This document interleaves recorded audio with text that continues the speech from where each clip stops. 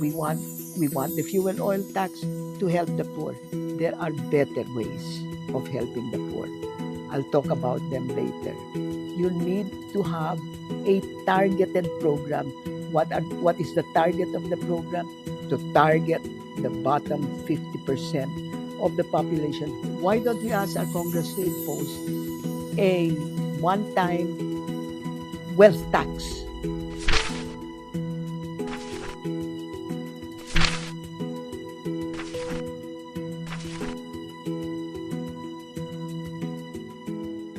Kamusta kayo dyan? Siguro, namromoblema tayong lahat dahil sa linchak na gera dyan na sa Middle East, ano ha? So that's what we will be talking about now. Background information muna ha.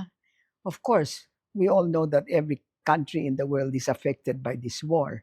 Some more than others, depending on their resources, depending on their dependence on oil, etc. But for sure, hindi tayo nag-iisa. Pero I think we should remember that this war was started by Israel and the United States. Ang sabi nila, bakit, it was a sneak attack, Parang like the Japanese attack on Pearl Harbor that's dragged the United States into the World War II. What was the reason for going to war? Hindi nila ginagamit na sneak attack. Sasabihin, ang sinabi nila ay preemptive attack on Iran because they did not want Iran to strike first. Ang problema dyan, wala namang ebidensya that Iran was going to strike first. You must understand that the United States and Iran were in the middle of negotiations. Of course, the United Nations, his Secretary General has condemned the attack. The President of the General Assembly has condemned the attack. Practically every agency of the United Nations has condemned the attack. Pero toothless tiger yata yung United Nations eh. Hindi sila pinakikinggan ng Israel nor the United States. Talagang arrogante itong mga bansang ito. You know what? As far as I'm concerned, they are rogue nations. So now we begin the questions. The first question we want to ask is, how long will this war last? I call it the Israel-United States war on Iran, like the Russian war on Ukraine. Okay? Ang estimate ng ating Department of Foreign Affairs is 4 to 8 weeks. Hindi ko alam kung anong basehan nila.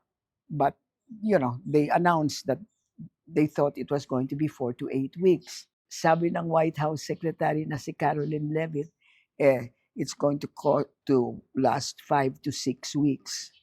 Ano naman ang sinabi ni President Trump? Ayun ang problema The President Trump makes statements and sometimes they're contradictory to each other. Halimbawa, sinabi niya tapos na ang gera. The war is complete. Tapos sinabi niya, we will not end the war until nag-complete surrender ang Iran. Tapos sinabi niya, tapos na ang boxing, he can end the war anytime he wants. That's okay. Every time he says something positive like that it will soon be over, tumataas na naman ang stock market, bumababa yung oil prices. But, the trend is the oil prices are going up and the stock market prices are going down. Okay? Sabi ni Trump. All right. What does Netanyahu of Israel say? He said that he will not stop. Hindi siya, walang time limit itong war na ito. Sabi niya kasi hindi sila titigil ang Israel hanggang hindi naalis yung existential threat that Iran poses on Israel. Ang sabi naman ng Iran, hindi sila magsusurrender hanggang ma-acknowledge ng US and Israel and I guess the whole world ang kanilang sovereignty at saka mabayaran sila ng war damages for what was happened to them during the war at saka kailangan merong promise ang Israel at Amerika na hindi na sila aatakehin. So, what do you think? Well, is it going to be long or short? Well, for those who believe that it's going to be short, ang kanilang punto is this year is going to be an election year for both United States and Israel. So they'll want to say to their voters na tapos na, they won, etc. Ang nagsasabi naman na medyo mahaba itong war na ito is because ang pinopoint nila, the United States has no exit strategy. Ang sabi nga ni German Chancellor Friedrich Merz ay wala siyang nakikita hanggang ngayon na plano to bring the war to an end. So where does that leave us?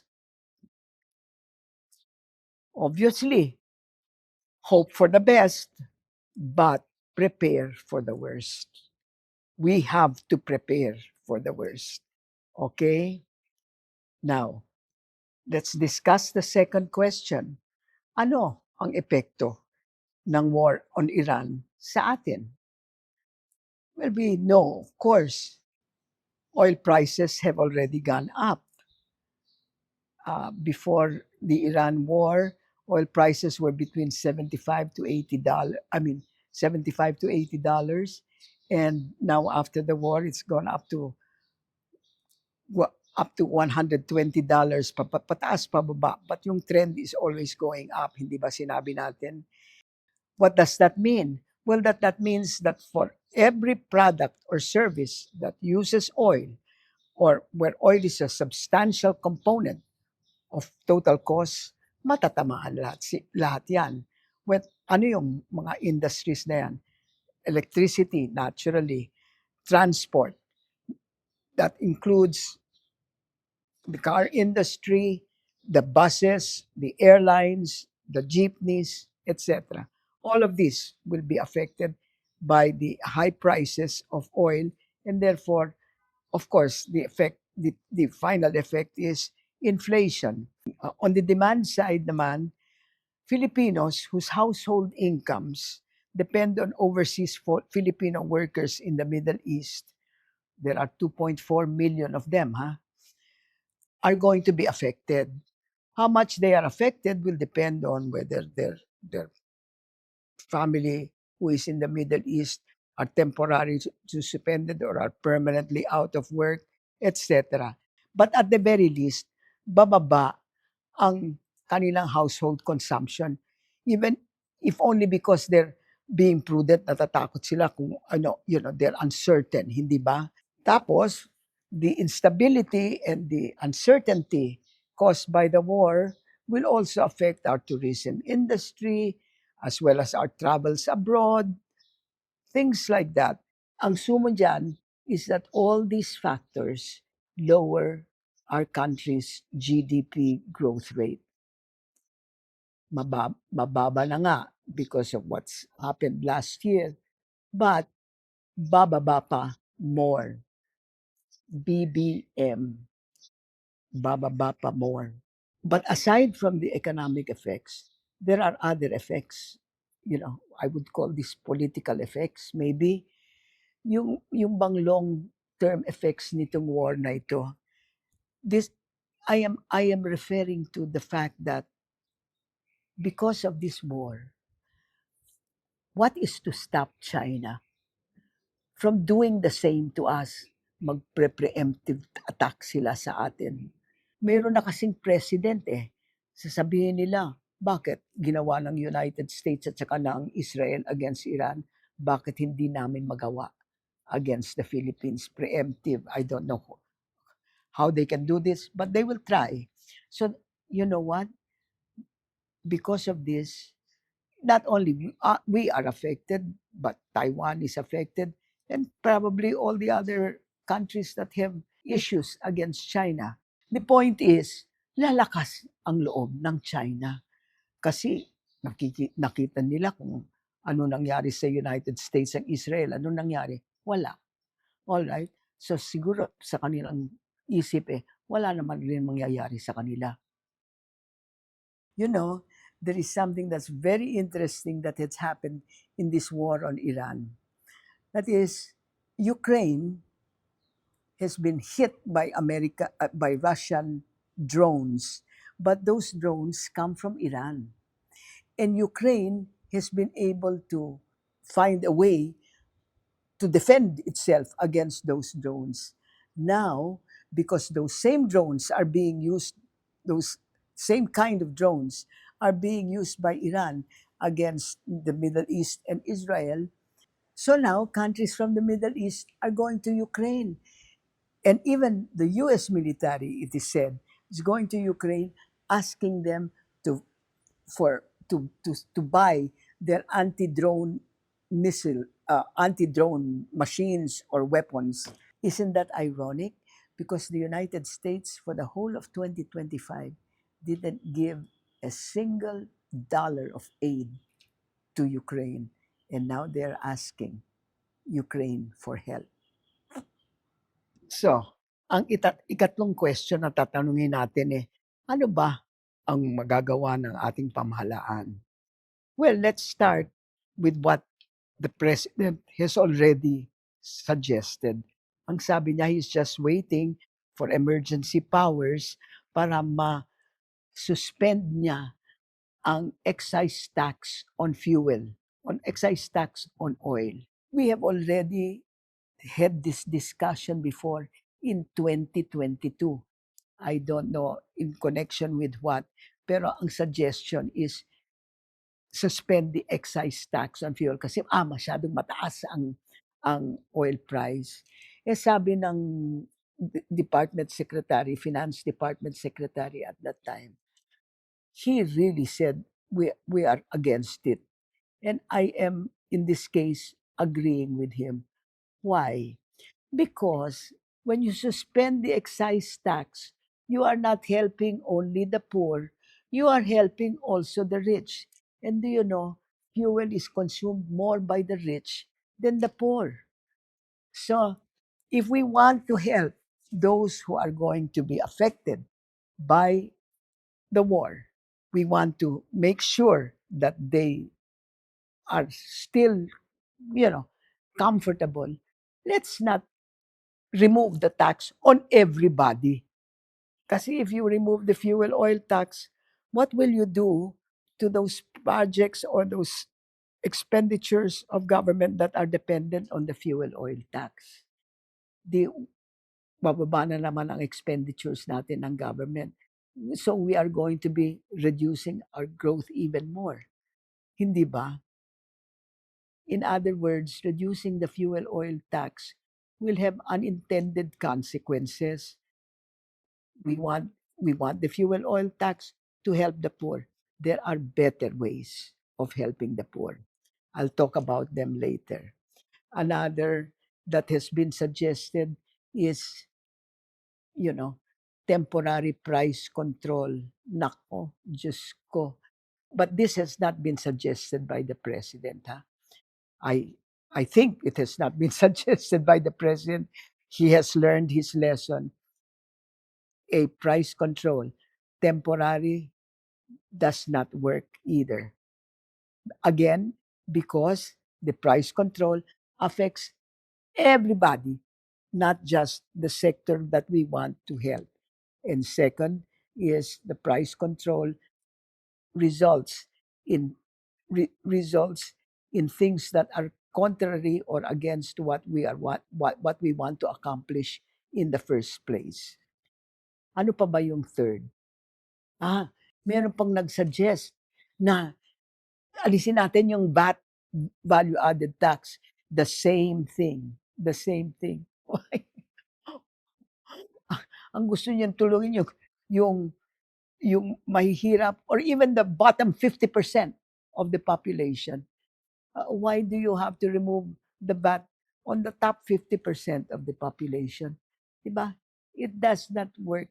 You need to have a targeted program. What is the target of the program? To target the bottom 50% of the population who will not essentially be able to afford these higher prices that they are facing. Okay. Oh, kalimutan ko yung 4-day work week.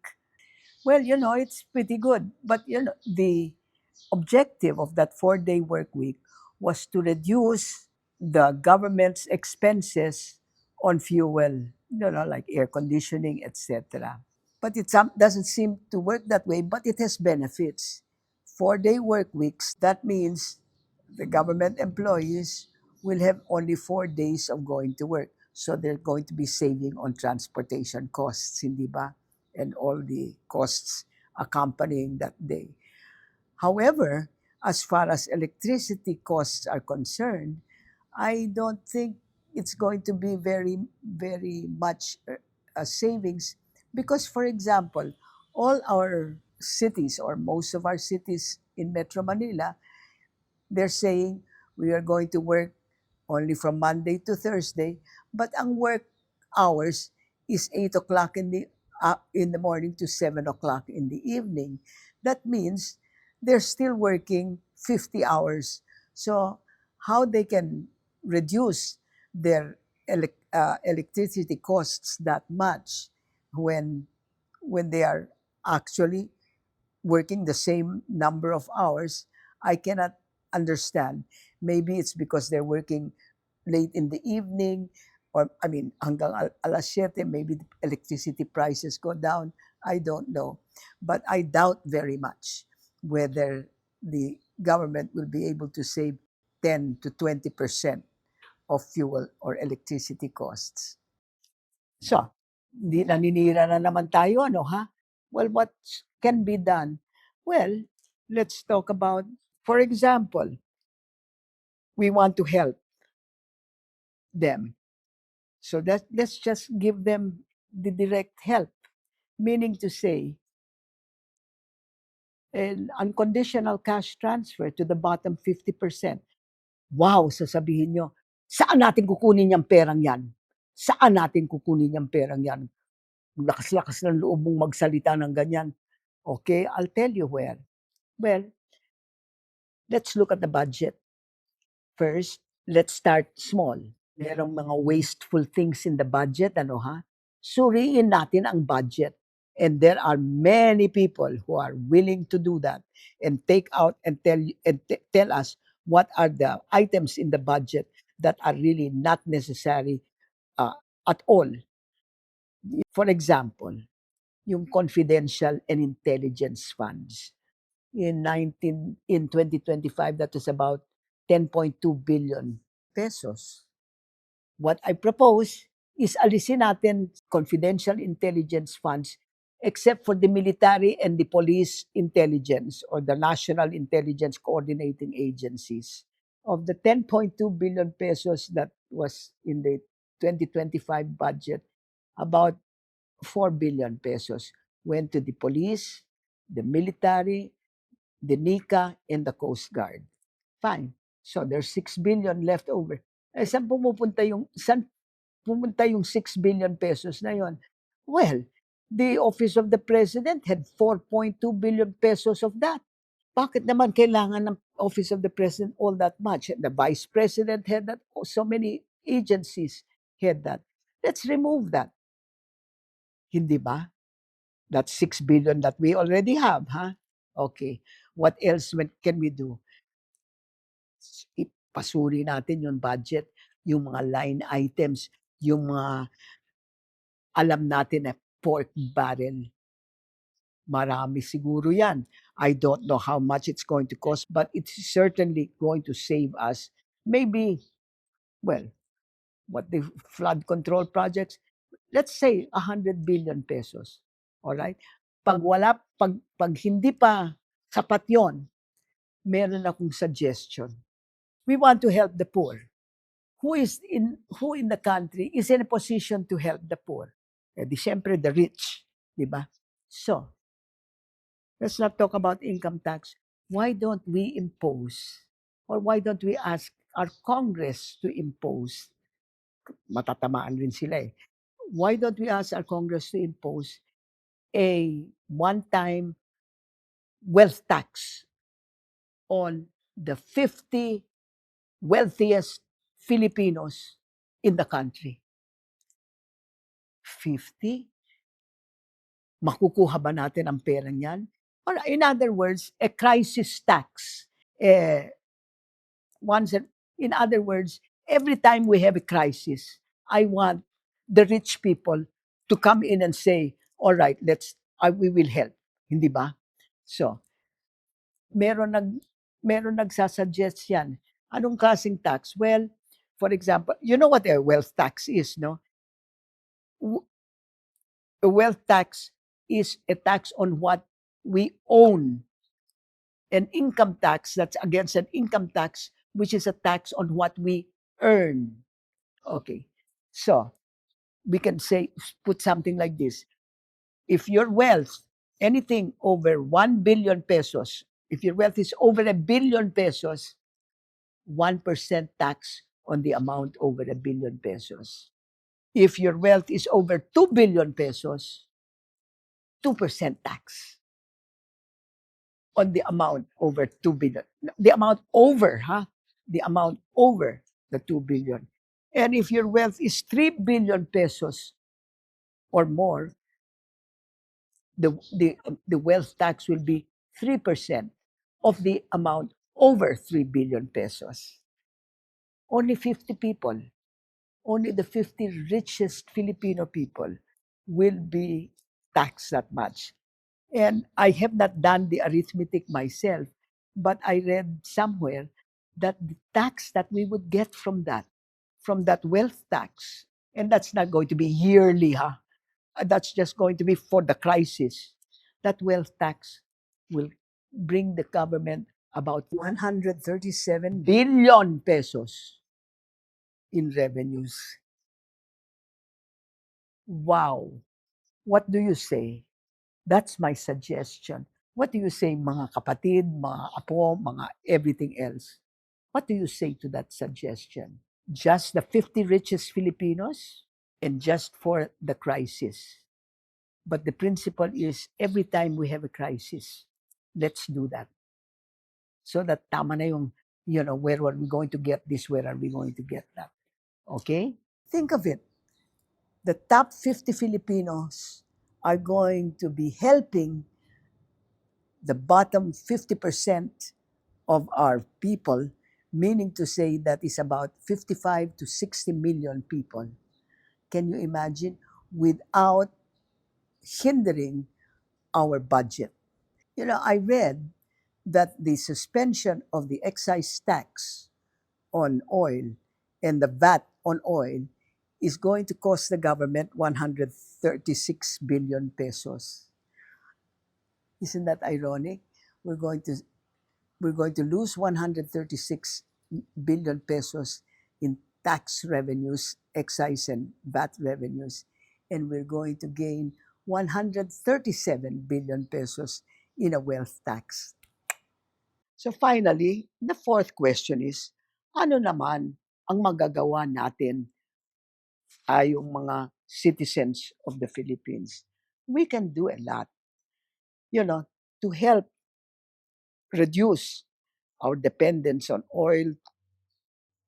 For example, why don't we walk?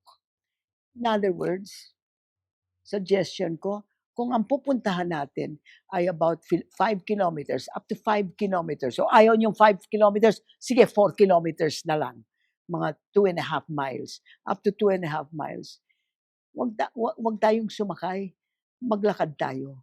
Either lakad tayo or bisikleta tayo. That is going to help. Other? Or the second, let's go to our barangays. Why I'm saying let's go to our barangays? Because the barangays are going to have the assembly this March, So let us go and ask them, suggest. Kasi we are legislators, eh. We are members of the barangay assembly, and any one of us who is 15 years and over, we are there. Let's go and bring the subject to the barangay assembly and say, how can we help each other in the barangay? Maybe we can do carpools, maybe we can do whatever. Maybe what people who are going to market can go to the market or can bring other people to the market, people going to school. You can bring other people to the school. Yang all within the barangay. That is what we can do. And there are there are benefits to walking, to my two suggestions. And there are benefits to us of my suggestions. For example, on walking, wow, you walk, this is exercise for us, especially the older people. And exercise is always good, hindi ba? And barangay assembly, this will give us a chance to see how our barangay assemblies work. Kasi alam ko na hindi tayo pupunta sa barangay assembly. Let's go now and see how it works, and we will see how we can work with the barangay and maybe even run the barangay in preparation for the 2028 elections. Okay?